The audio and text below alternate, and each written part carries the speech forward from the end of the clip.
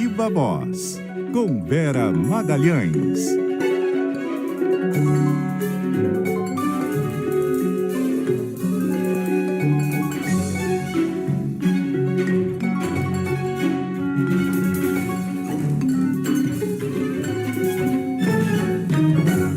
Vera.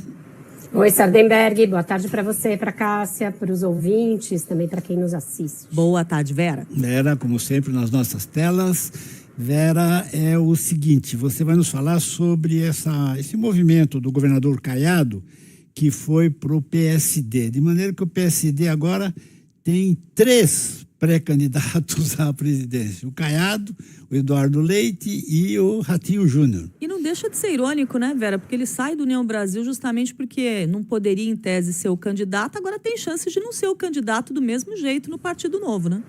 Exatamente, foi um movimento bem inusitado, pegou a todos de surpresa, porque o governador Ronaldo Caiado de Goiás já vinha negociando essa saída do União Brasil, mas ele tinha em vista outros partidos que não têm pré-candidatos. Então ele estava negociando com o Solidariedade, do Paulinho da Força, ele chegou a ter conversas com os republicanos e também tinha uma possibilidade até dele ir para o PSDB, enfim, estava aí com as portas abertas com diversas legendas, Cássia, mas acabou optando por se filiar ao PSD, porque de todos esses é o partido com maior estrutura, tempo de TV, uma bancada forte, palanques consistentes em vários estados, tem uma afinidade ali ideológica para qualquer lado que você olhe, então não seria um problema, ele é meio total flex, ele vai da esquerda à direita sem nenhum problema.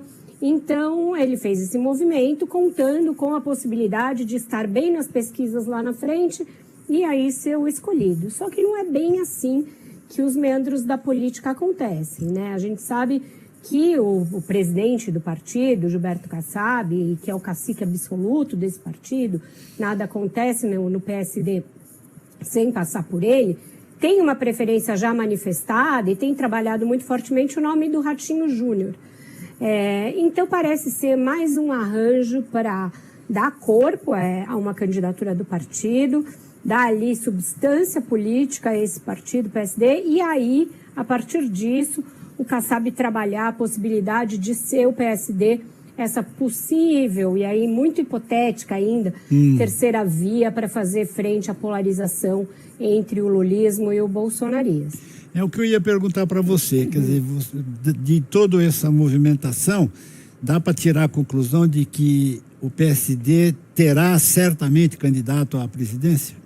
Olha, eu fiz essa pergunta para várias pessoas, Sardenberg, porque a gente sabe que desde que foi fundado, lá em 2010, o PSD não teve nunca candidato à presidência, sempre preferiu ficar solto, ficar solteiro e apoiar um e outro a depender da circunstância de cada estado. Um movimento parecido com o do MDB ao longo das últimas décadas.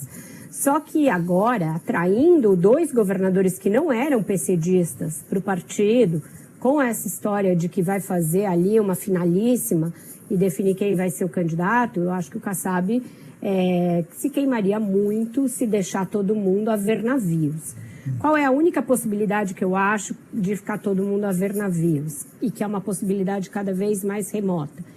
Seria a possibilidade do Tarcísio ser candidato. Porque aí o Kassab é um apoiador de primeiro momento do Tarcísio. Foi o PSD que praticamente deu musculatura política para a candidatura do Tarcísio, garantindo um grande tempo de TV em São Paulo, etc.